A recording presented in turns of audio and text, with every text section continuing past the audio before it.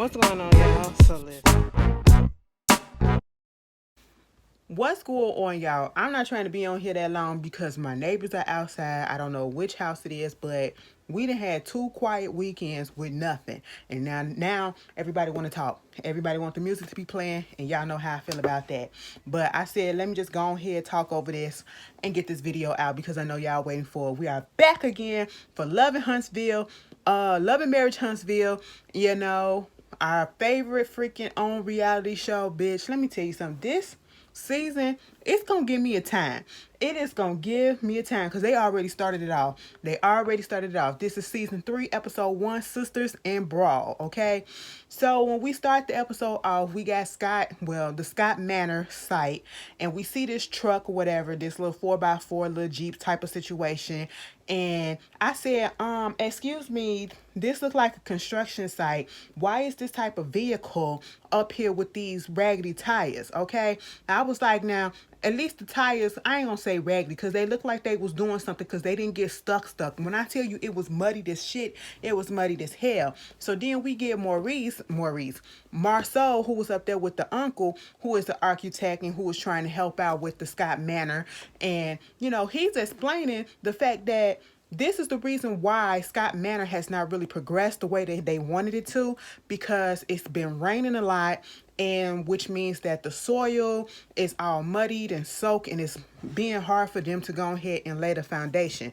At this point, I feel like you might want to sell this property and go get something else. You know what I'm saying? Something more suitable that's easier to work on or whatever, because at this point, it looked like you're wasting money and you're wasting time.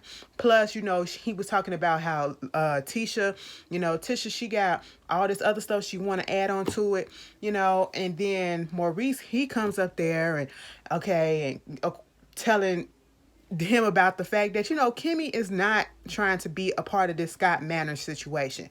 We found that out last season, and I truly don't blame her. I don't want to be in close proximity with my brother-in-law, my sister-in-law, and all that shit. Bitch, I don't need all of that stuff. We can be homegirls, we can kick it or whatever, but baby, when I go home, I don't want you a block away from me, bitch. I don't even want you next door.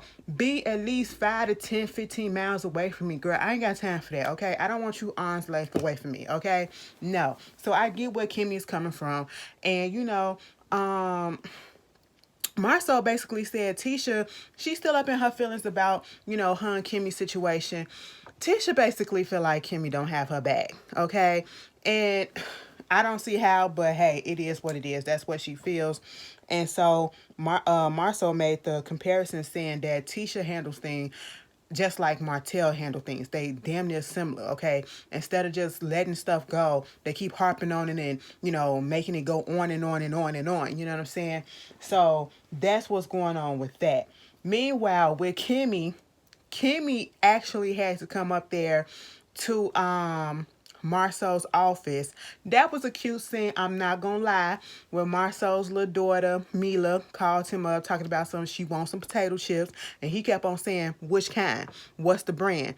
Potato chips, not the circle one, but the one that looked like a triangle. I said, you want some Doritos? Okay, is that what you want, girl? Because that's the only ones. Well, is it some other chips that look like a triangle or whatever? She said not the circle ones. All right, that was cute. She said, I'm gonna go search it up and then I'm gonna send it to you. And she sure enough searched it up and sent him a picture off of Amazon. I said that was cute. I like seeing people with their kids, especially men with their kids, having a good time and having that father, children time with each other. That's really nice. But Kimmy came up there to drop off some meal prep that she been doing. She do got a little catering thing that she does, catering business and stuff like that. And Marceau asked her, do you want to cater or help out with Tisha's little surprise party that he's going to throw for her? She's about to graduate from school with her second master. I said, your second master that you ain't going to let her use? You ain't going to let her use, Marceau? But okay, and Kimmy said with no hesitation, no. When she said it, I said, damn, all right, cool. And I understand. If we listen, If you got an issue with me and I don't have an issue with you, why am I finna do something for you and fake the shit like we all to the good? No, obviously there's a problem and it's more so on your end than it is mine. Please let me know so we can come to an understanding. Don't be harping on it and feeling this type of way, feeling that type of way. You know what I'm saying? And, you know, they got the issue with Tisha. You got the issue with Miss Wanda and the way that she came for Kimmy last season and at the end of last season and all this stuff. Like, their expectations of people are way too high. It's not realistic, okay? And I just don't understand it. You want people to be 100% on your side in everything you do, and I don't like people like that. I don't like people like that because I'm a grown-ass woman, and you're not going to tell me whose side I'm supposed to be on. I'm going to use my goddamn mind and my own brain that's going to tell me what I need to go, and that's where I'm going to go because God gave me a brain to form my own opinions, okay? And that's what it's going to be. But eventually, you know, she caved in and said, I help a little bit, you know what I'm saying? If we gonna do this shit together, we better do this shit together. So I was like, okay, cool, fine. We got that out the way. Then we get to Melody, okay? Melody out here, you know, she got some new hair. First of all, talking about new, did you see the intro? I said, bitch, look at this intro. Did they have an intro in the last seasons? I can't even remember. I said, bitch, this is new. I ain't gonna say the budget went up because they literally stood up in front of a white background and they did this.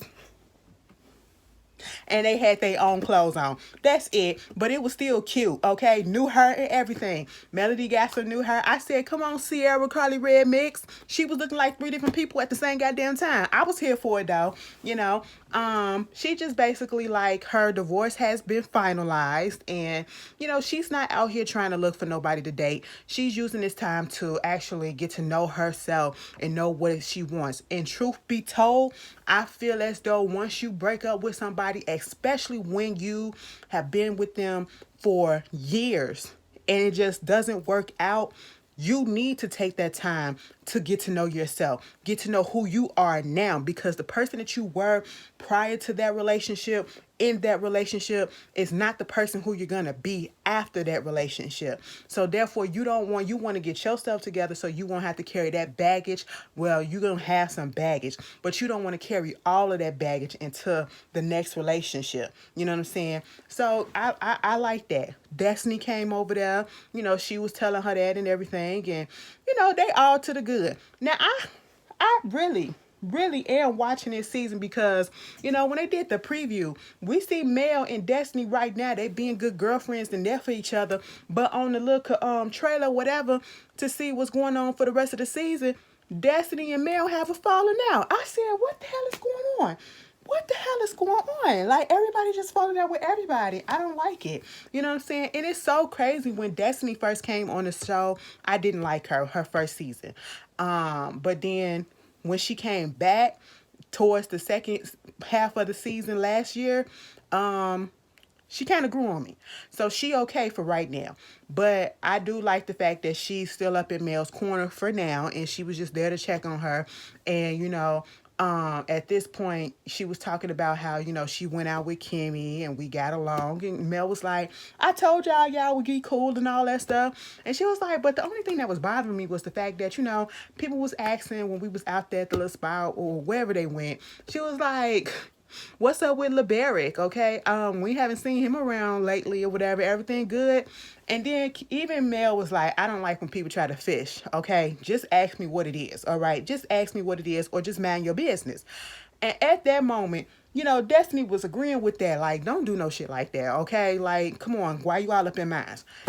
Bitch, she dropped the bomb. She was like, speaking of LeBaric, me and him been divorced. I said, wait a goddamn minute. I looked up, I was like, wait a minute, what? You what? Girl, I thought y'all just got married like 2 years ago or almost 2 years ago.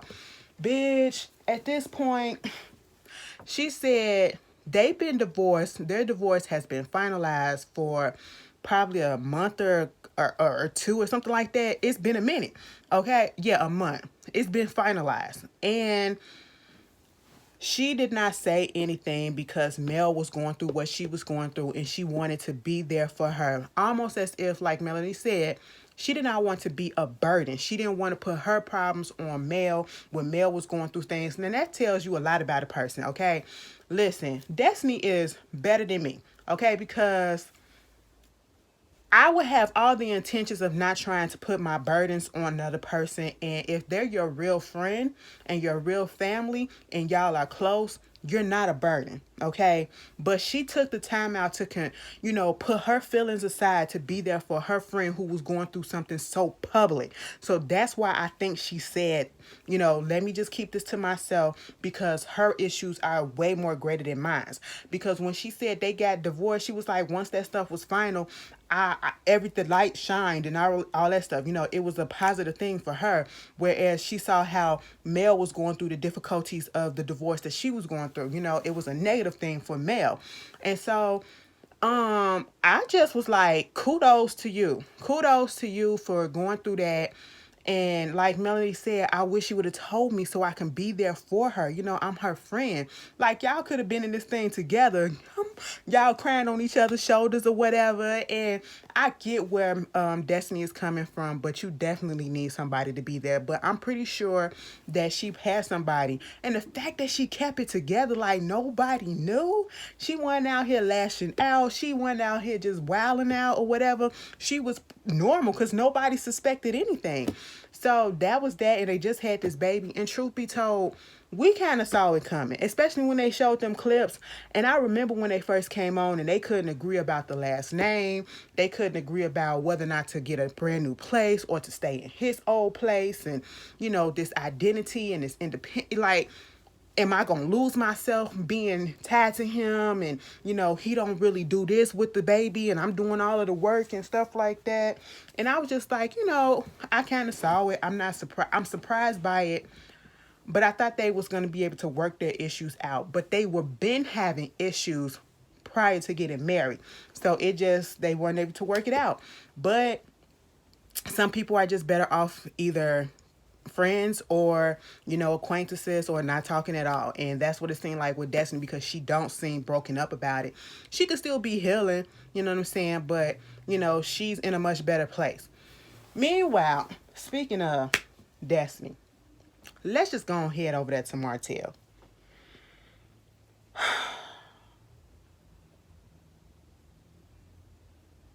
When I see this man, my skin crawls, okay?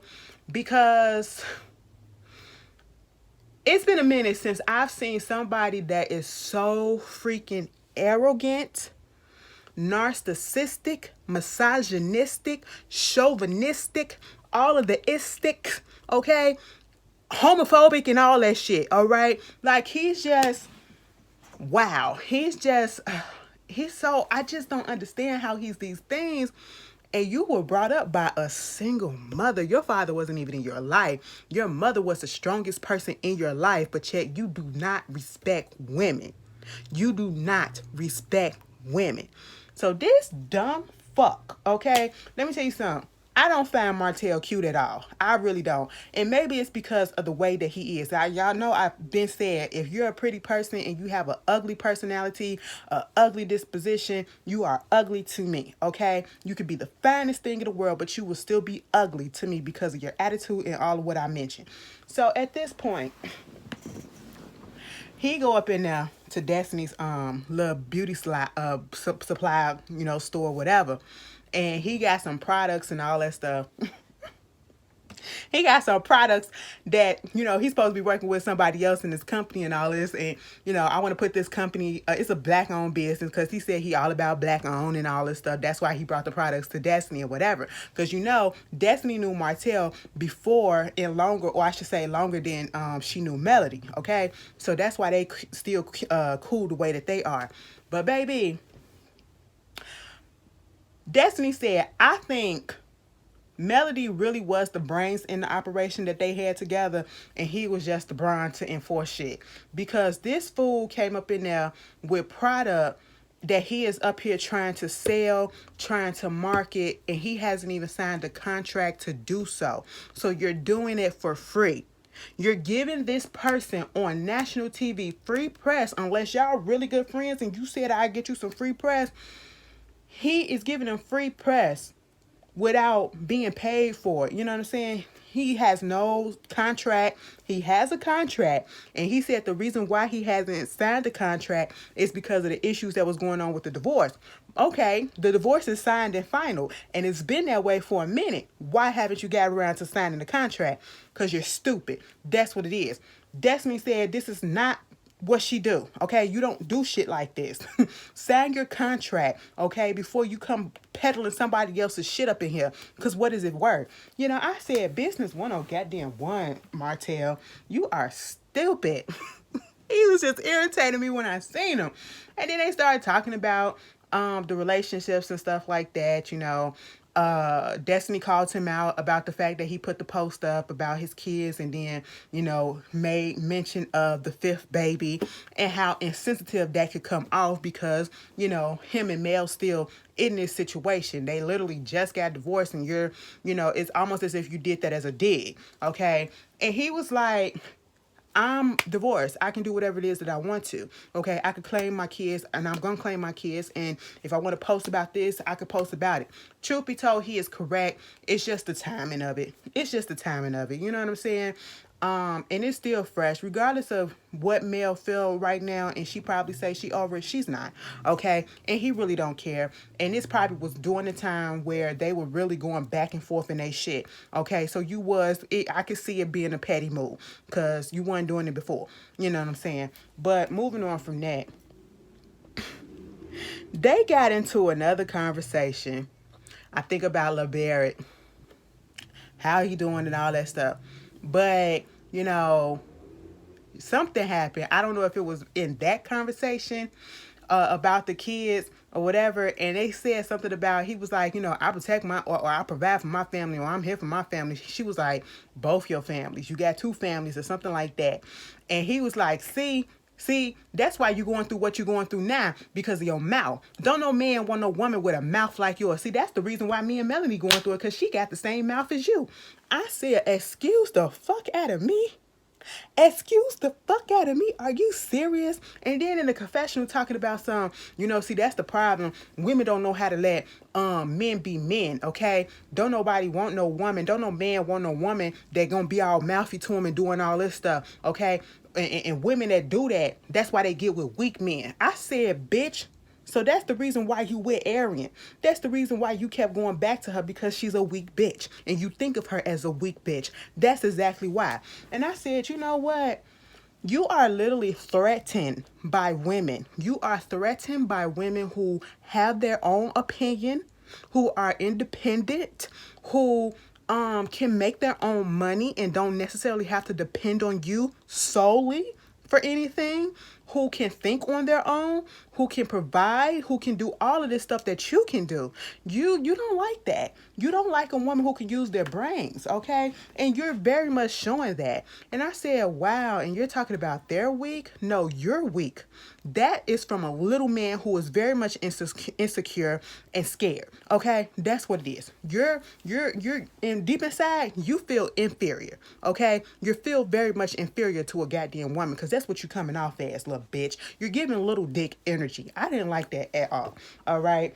But moving on to that, I said, Destiny, you let that man talk to you like that, bitch. Girl, when the fuck been me? Okay, and speaking of Melody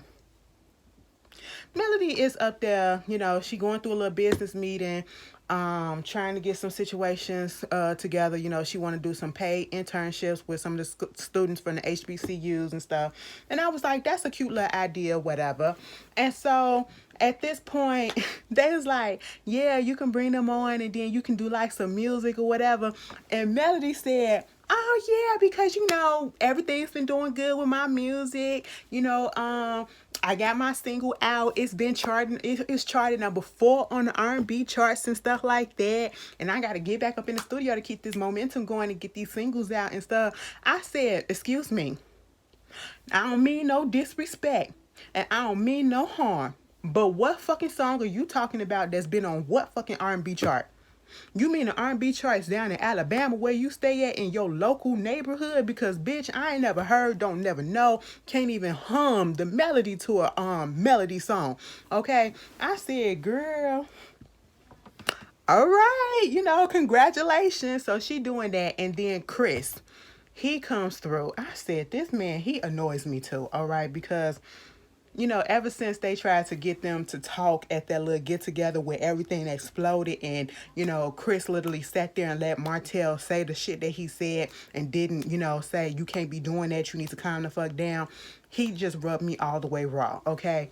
So when he did that, he was basically coming in there to talk to Mel about the 48 or 47 acres. Is it 47? The 47 acres, okay? This is what the show was based upon. All of them coming together as friends, as couples, and putting in on this 47 acres. It was going to be a housing development, going to develop a lot of single homes and stuff like that for people. And it just fell through, okay?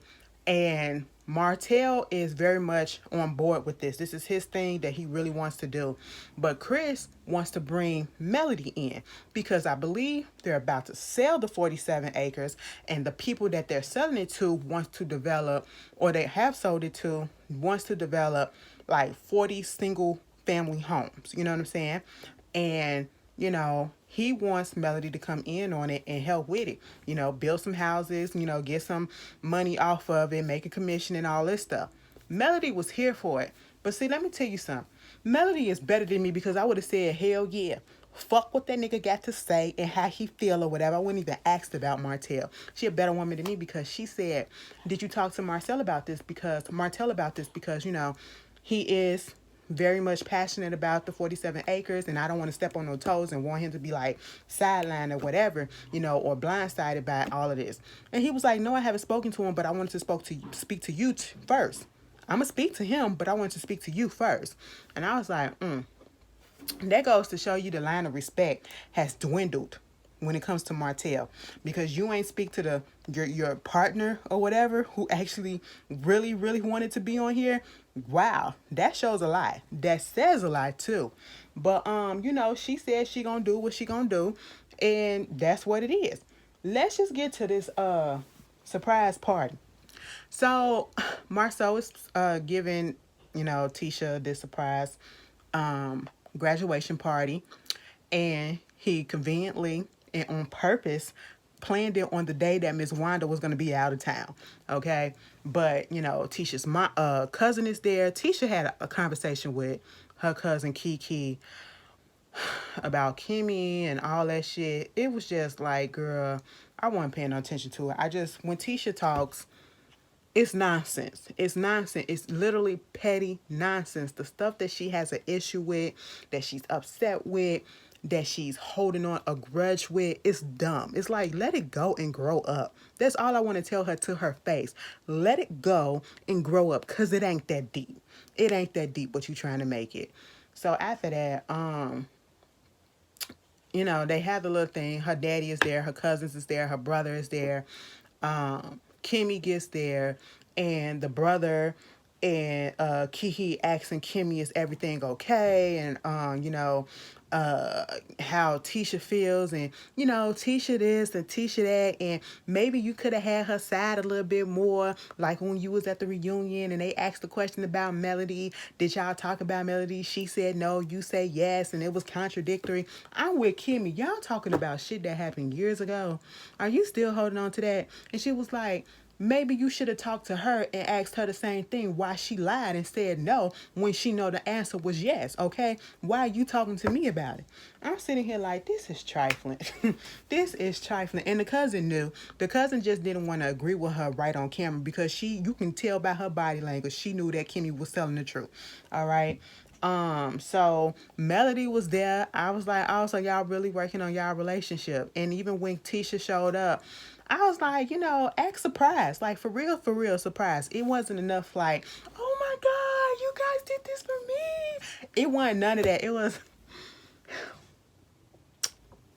I was like, girl, give me a little bit more energy. I'm out here getting ate up. Give me a little bit more energy than that. Okay. And so, she give her little speech or whatever. And then, Melody went up there. They had a little conversation. They was cool with each other. Kimmy took her to this, Kimmy wanted to speak to Tisha, okay? And asking what the problem is. Tisha is just bent on this. I thought we were better than what we were, and I looked at you as a sister. I looked at everybody as a sister because I'm the only girl, and I ain't never had no big sisters or whatever. So I looked at you and I realized that you ain't had my back the way that I thought that you had my back. And she kind of implied that, Kimmy ain't all about family the way that she's all about family. I said Kimmy is about family, but Kimmy also has an outside life, okay? Her life does not revolve around, every fucking other body. She also has to take care of herself and take care of her own particular household. She ain't got time to always be catering to your ass and to your needs or whatever, because they haven't been speaking as much, because the relationship is off a little bit. And she's still up in her feelings about the sitch with Miss Wanda and all this stuff. Well, you ain't had my back when people was saying this and people was doing this and woo woo woo. And I'm sitting here like, are you serious? Like, it just didn't make sense. I said, Tisha, grow up. She is one of those people, you have to be on my side and my side only. And I don't like them. Okay? Them people rub me all the way raw, like I said before. And Kimmy came back at her ass. You talking about I didn't have your back. But how about when, the whole thing was going down with Kiowa, which is Maurice's ex-wife, and she was calling me all these names and all this stuff or whatever, and coming at me at the reunion and online and all this stuff. Nobody said anything. You didn't have my back, and I didn't feel like anybody else had my back. So I could be mad at you for that. And that's where all this shit coming from, probably on my side too. Okay? And I was just like, you want what you're not giving out all the time. If you gonna want this, you have to be giving it out all the time too. Okay? And that's when Kimmy said in the confessional, Tisha is spoiled, and I'm pretty sure we had something to do with it, but that bitch is just spoiled. She's a goddamn brat. All right? So I'm just sitting here. At the end of the day, I really don't think they solved anything. Tisha's still going to be holding on to it, okay? And it's very trivial. It's very small, if you ask me, okay? Kimmy is not there to cater to you, okay? She has a life herself. Just let you know that. But baby, when what was Marcel doing? He was on a grill or something like that. And then all of a sudden, this dude come up there to Marceau, and he was like, so how you related again to the family? He was like, I'm a cousin. I'm a first cousin. I used to babysit her and all this stuff or whatever. And then the brother come up there, Kiki come up there, and he was like, I'm the cousin that's from the other side of the tracks, from the projects. I said, bitch, we went back all the way there? Okay, I said, it's about time somebody confronted Marceau about that, because truth be told, I didn't like that comment. He tried to clear it up and say, if you talking about being poor or whatever, I was poor as hell, okay, and probably was poorer than y'all, so I'm literally from the other side of the track. And I said, boy, whatever. But he gonna say, listen, I tried to get away from Miss Wanda and couldn't get away from Miss Wanda because her minions and everybody is there. It's like Wanda is still there in spirit. But that was cute or whatever. So I think that's it. That was basically the episode. The episode was cute. It was a cute little episode, cute little startup. Destiny girl, I ain't see that shit coming, but hey, I ain't surprised by it at the same time. Y'all tell me how y'all felt about this opening episode for the season 3 of Love, Marriage, Huntsville, and I will see y'all later. And just to let y'all know, I think Rox is reviewing this as well, so y'all check her review out as well, okay? And I think Jay Lee's Corner and Bondi Blue, all of them, all my peoples, Scotty by Nature, all of them, we all reviewing this shit, okay? So y'all get different views and different opinions on everything. So y'all check them out, and I'll see y'all later. Peace.